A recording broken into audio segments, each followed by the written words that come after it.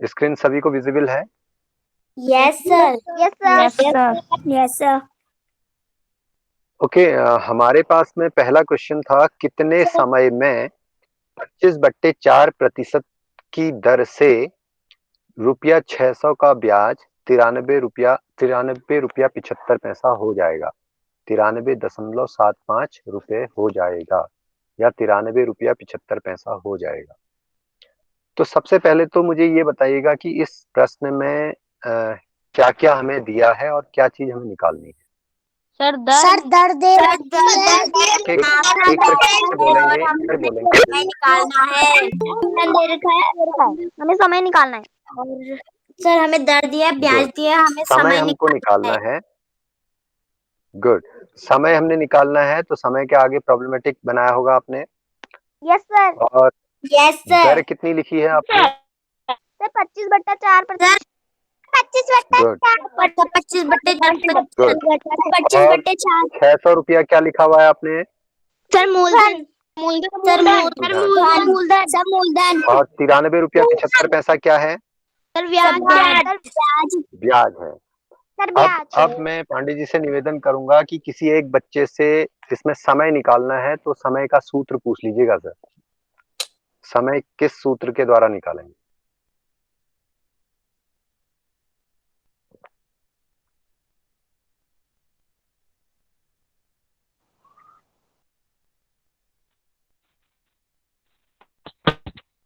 Sir ब्याज गुणा 100/मूलधन गुणा दर। गुड। तो आपने समय निकालने के लिए सूत्र लिख दिया, ब्याज गुणा 100/मूलधन गुणा दर। अब आपने समय बराबर लिख के ब्याज की जगह पे ब्याज रख दिया। कितना है ब्याज?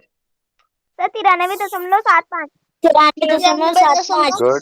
गुणा 100 93.75 बट्टे 60 बट्टे गुणा 25/4 60 नहीं है बेटा, 600 रुपए है। सर 600 मूलधन गुणा 600 रुपए है। 25/4 25/4 इसको और मॉडिफाइड करेंगे अगली लाइन में, तो मैं क्या लिख सकता हूँ इसको? सर 93.75 गुणा 93.75 गुणा 25। Very good. और एक चीज और बताऊंगा कि जैसे आप ये पढ़ रहे थे अभी 93.75, तो ये पढ़ने का गलत तरीका है, क्योंकि जिस तरीके से हम इसको पढ़ेंगे उसी तरीके से इसका दशमलव का जो है भी लिखा जाता है 93.75। अगर ये आपको शब्दों में लिखने के लिए आता है 93.75 लिखा है, अगर इसको 93.75 आप पढ़ेंगे तो फिर लिखेंगे भी 93.75। इसलिए इन चीजों का भी ध्यान रखिएगा कि दशमलव के बाद के जो अंक होते हैं वो एक एक करके पढ़े जाते हैं। 93.75 गुणा 100 गुणा 4/600 गुणा 25। और आप लोगों ने इसको फिर काट दिया, काटने के बाद फाइनल रिजल्ट बताइए मुझे कितना आया है? 2.50। 2.4 गुड।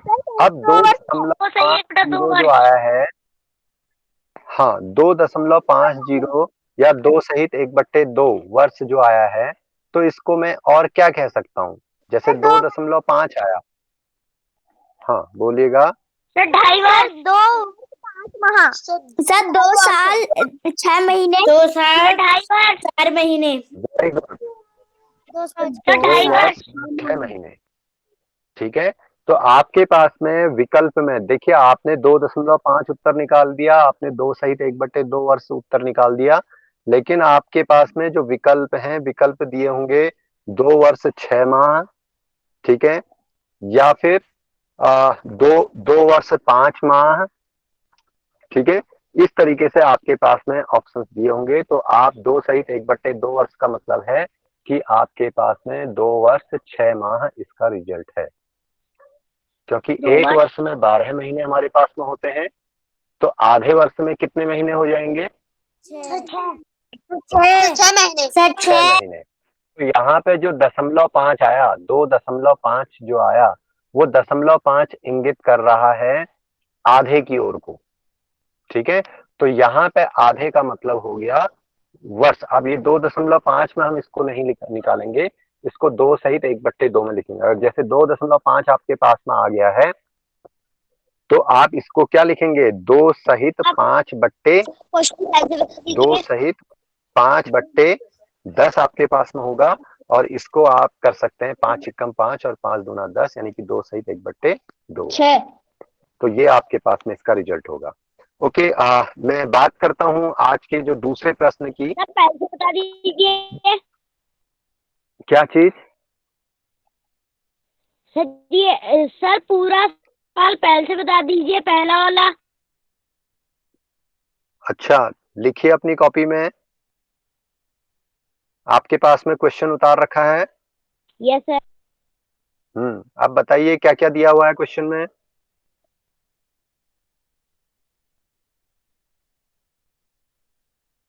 क्वेश्चन में क्या दिया हुआ है? सर दर नहीं, जो बच्चा भी फिर से पूछ रहा है उनसे मैं कह रहा हूँ, मेरा सवाल उस बच्चे से है जिन्होंने ये कहा था कि इसे फिर से बता दीजिए। तो मैं उनसे कह रहा हूँ कि आपको क्वेश्चन में क्या क्या दिया हुआ है, तो उसको आप नोट करिए पहले क्या दिया हुआ है और बोलते रहिए।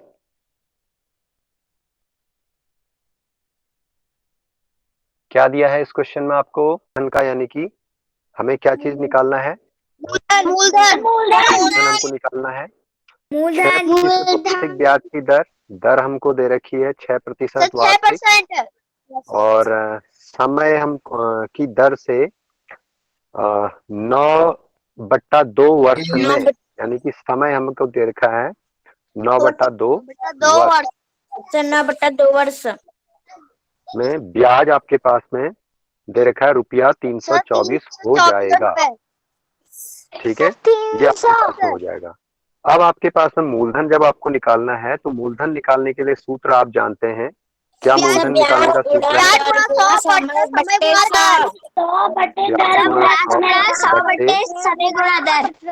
दर गुणा समय या समय गुणा दर, ये आपके पास में सूत्र होता है।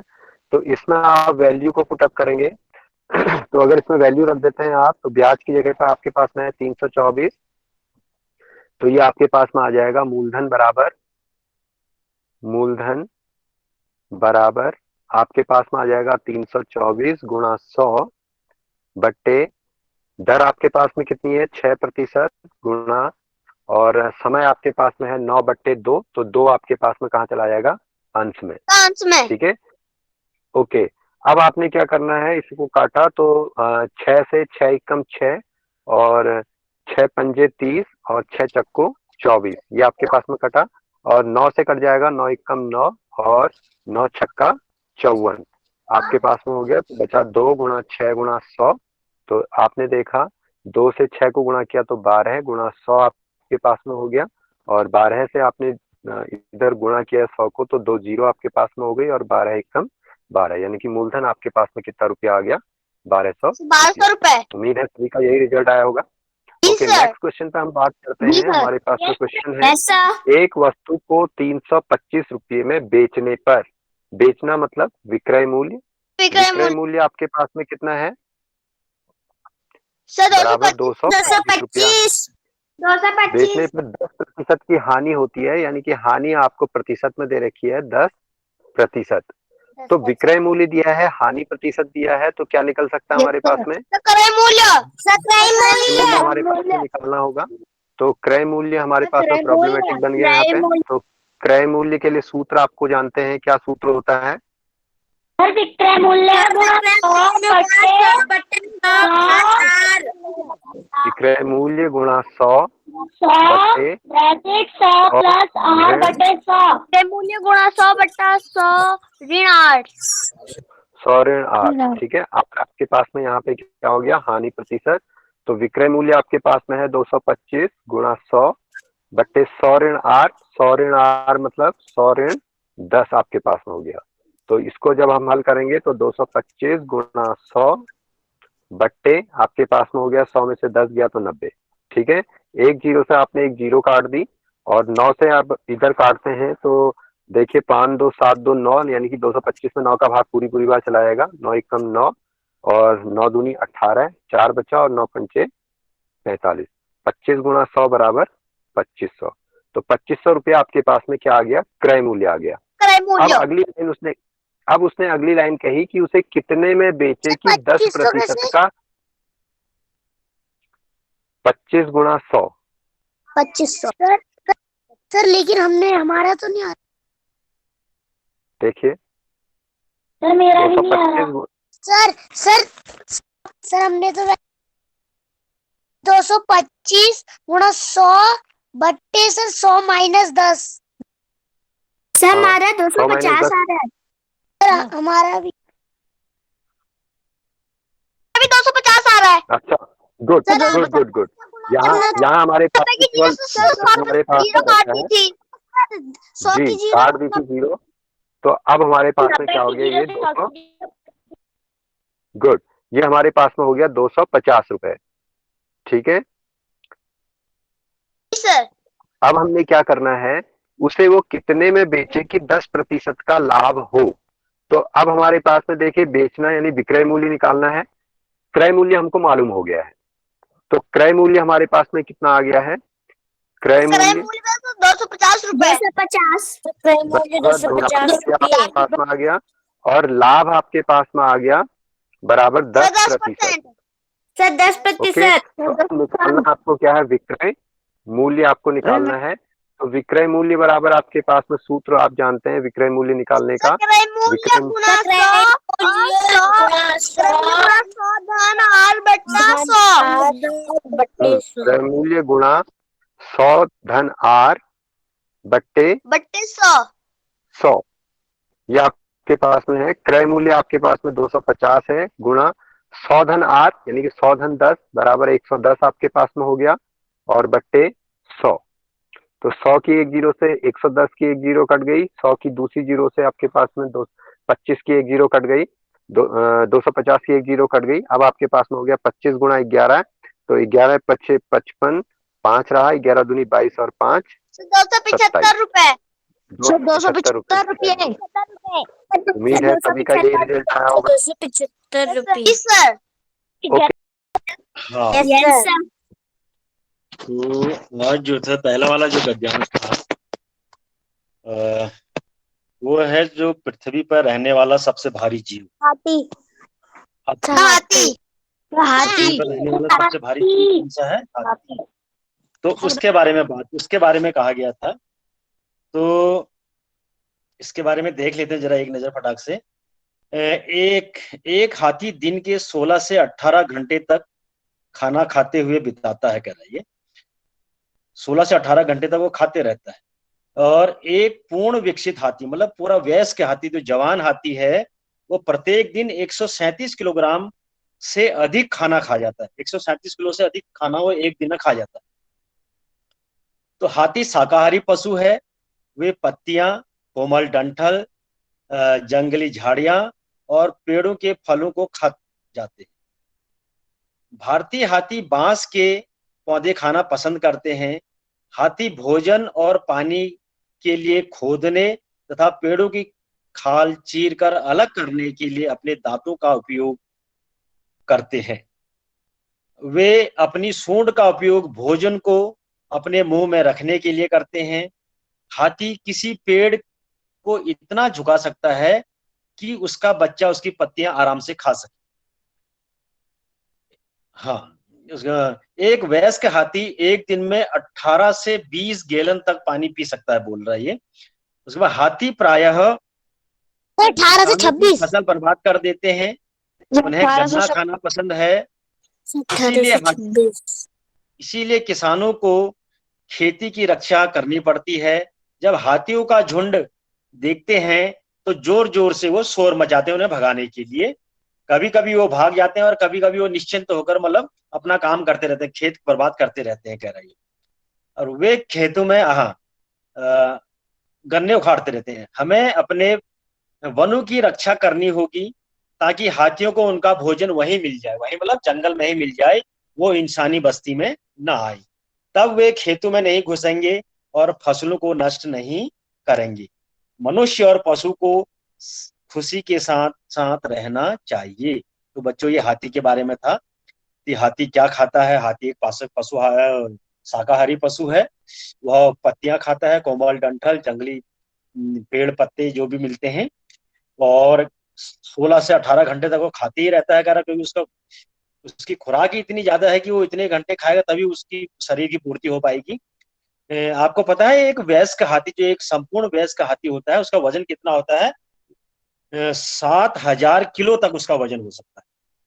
7,000 किलो, हाँ, 7,000 किलो बहुत ज्यादा वजन होता है उसका, इसलिए इसे सबसे भारी पशु कहा जाता है हमारे इस जल में, थल में रहने वाले का। ठीक हो गया। अब उसके बाद अब इससे आगे आ जाते हैं इसके क्वेश्चन आंसर पर। तो नंबर 1 क्वेश्चन है इसका कि हाथी एक दिन में कितने घंटे खाने में बिताता है, कह रहा है ये।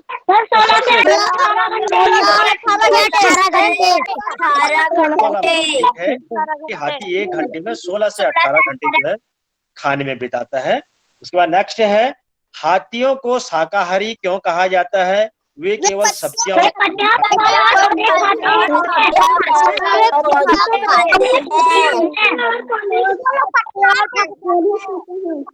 हाँ, वे पत्तियां, फल और पौधे खाते हैं, इसीलिए उसको शाकाहारी कहा जाता है। उसके बाद है हाथी, भारतीय हाथी क्या खाना पसंद करते हैं, कह रहा है ये।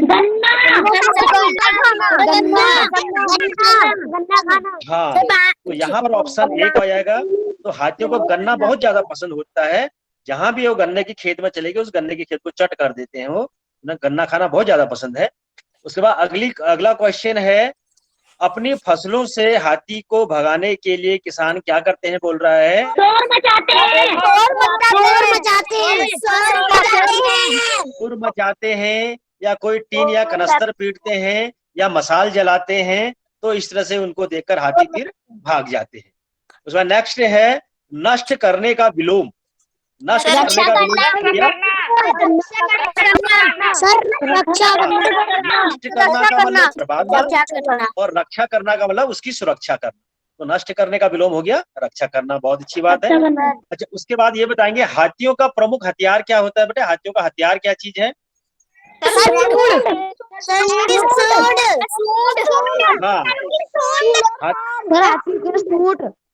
हाँ, हाथी का जो सूंड है वो उसके हाथ का कार्य करता है, उसी से वो भोजन करता है, उसी से वो बड़े से बड़े जो लॉग होते हैं पेड़ों के वो उनको उठाता है। तो ये वो, और उसके जो दांत होते हैं वो उसके हथियार होते हैं, सूंड और उसके दांत।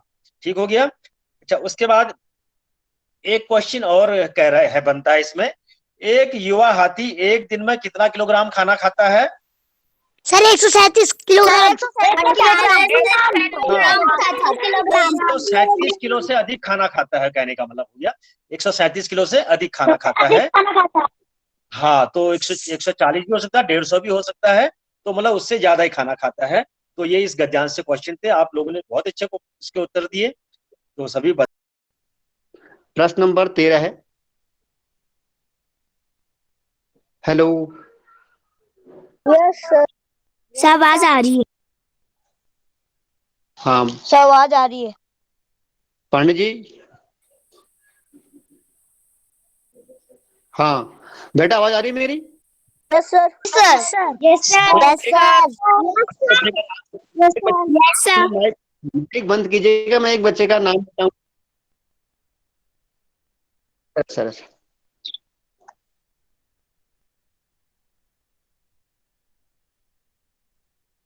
सर इसका डी है, क्योंकि सर पहले में 2, फिर दूसरे में 3, फिर चौथे तीसरे में 4, फिर सर आगे वाली में 5 आएगा, इसलिए सर इसका डी है। बिल्कुल सही उत्तर है सर। अगले में आए, एक दूसरे से पूछे सर 14 का। सर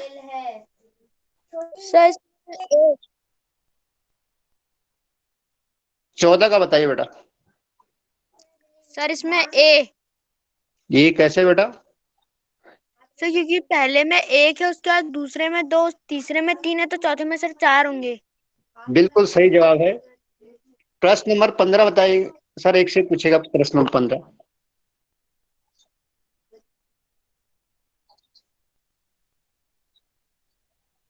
सभी। ये कैसे बेटा? सर पहले में एक है, दूसरे में दो। सर सर जो बी में चार है इसके। ठीक है, बिल्कुल सही जवाब है। अगला प्रश्न प्रश्न नंबर 16 है सर। एक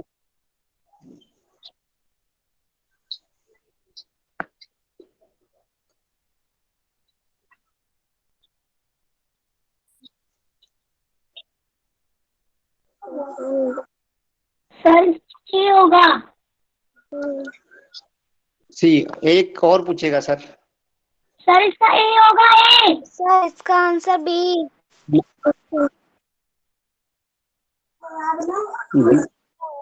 बी और बताइए सर, एक से और पूछेगा। सर इसका ए होगा। सर इसका ए होगा। ए। सर ए इसका हाँ। आंसर होगा। एक कैसे कैसे तो बेटा? इसका रीजन बताएं। हाँ बताइए। सर ये आकृत, एक पहले एक बड़ा गोला है, उसके कोने पे हाँ। लाइन पे एक छोटा गोला है, फिर वो ठीक गोले है। ना दो, मतलब छोटे बड़े गोले क्लॉकवाइज घूम रहे हैं, तो घूम के जब छोटा गोला नीचे को आ गया तो अब साइड में चला जाएगा लेफ्ट की तरफ। ठीक है। ये देखो गोला जो है 90 डिग्री में घूम रहा है, फिर यहाँ आया, फिर तीसरे में यहाँ आया, अब चौथे में आ जाएगा। ये तो ए में जो है ये बन रहा है हमारा, तो ए उत्तर सही है इसका। एक एक भाग और लेते हैं हम अपना। हाँ, एक दर्पण से रिलेटेड में है, प्रश्न नंबर 25 से सर पूछेगा। एक प्रश्न नंबर 25।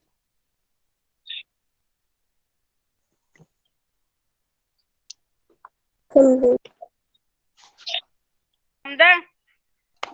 तो हम बताएं। हम बताएं। सर इसका ए होगा। सर ए से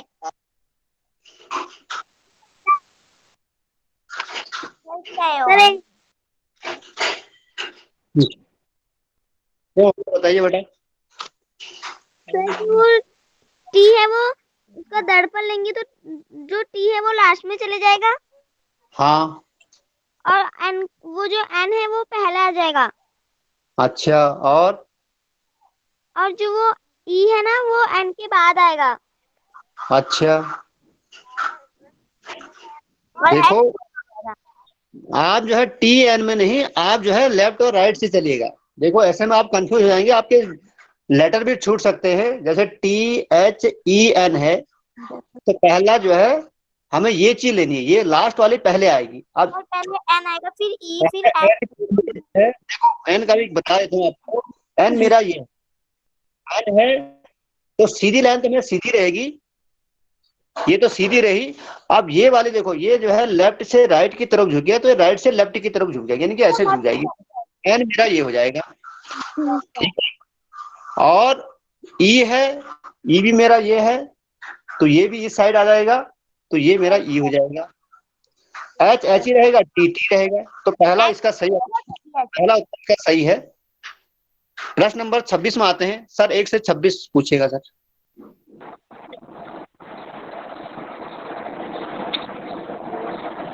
सर इसका हम बताएं। सर हम नहीं बताएं। सर, पूछ रहे हैं।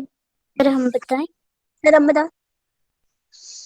पांडे जी, सर हम बताएं। सर इसका मैं बताऊं। मैं पूछ लेता हूँ एक। बताओ। हमारे साथ जो है योगेश कुमार नाम से जुड़े हैं, बेटा आप बताइए इसका उत्तर। इसका उत्तर सी होगा। सी कैसे होगा इसका उत्तर? सी सर जो छोटा गोला है वो बड़ा मेरा स्क्रीन दिखाई दे रही है आपको ना? प्रश्न नंबर 26 का बताना है आपको। 26 वाले बात कह रहे हैं। हाँ, प्रश्न नंबर 26। सर इसका डी। डी होगा। कैसे होगा डी?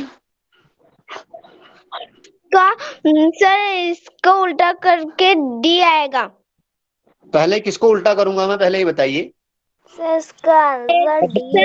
एक को, सर एक को, वन को, फिर टू को उल्टा करेंगे और फिर 6 को उल्टा करेंगे और फिर 2 को उल्टा करेंगे राइट की तरफ। हाँ ठीक है, डी उत्तर इसका सही है। प्रश्न नंबर 27 में आते हैं। प्रश्न नंबर 27 पूछेगा सर 1 से।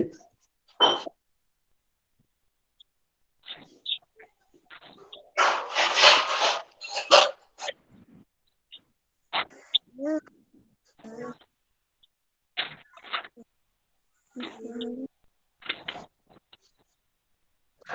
हम बताएं? सर हम बताएं? सर हम बताएं? सब बता रहे हैं। चलो आपकी आवाज काफी नहीं आ रही। सर बता रहे हैं। सर हम बताएं?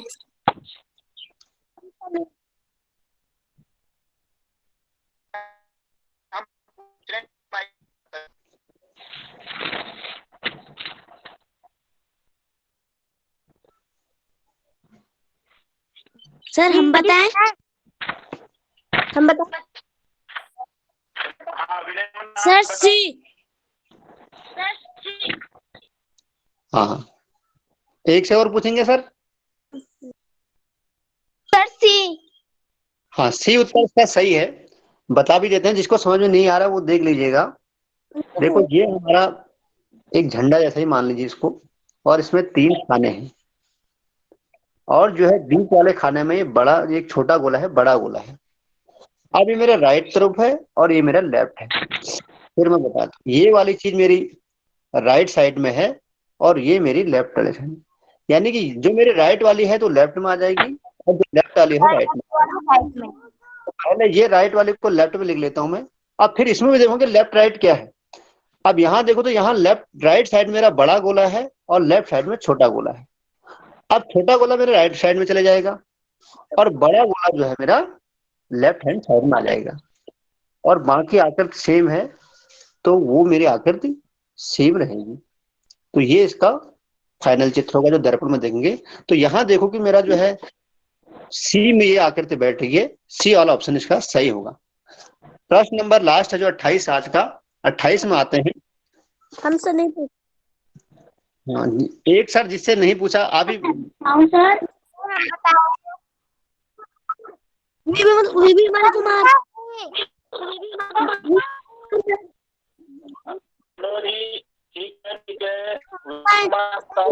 ऑप्शन सर इसका ए होगा। A option great answer. वो काले काले सर हम बताएं? वो काले काले त्रिभुज जो है वो वैसा ही रहेगा जो है वो। एक किसी मतलब ए के अलावा भी किसी का उत्तर है? जितने बच्चे बोल रहे हैं ए के अलावा भी किसी का उत्तर है? सर हमारा सी। यस हैं? सर। हाँ, किसका है? हाँ, ए के अलावा बताए बेटा। Sir B. बी, और बी के अलावा भी किसी का उत्तर है? सर सी। सी के अलावा भी और उत्तर है कोई? ए। ये तो हो गया, मतलब डी भी किसी का उत्तर है? नहीं है। ए ऑप्शन इसका सही है। देखिए जिसने भी बताया ए ऑप्शन बिल्कुल सही है। देखो ये चीज है, कुछ बच्चे अभी भी नहीं समझ पा रहे हैं। ये चीज है और ये है। अब यहाँ लेफ्ट और राइट देखो, ये चीज मेरी राइट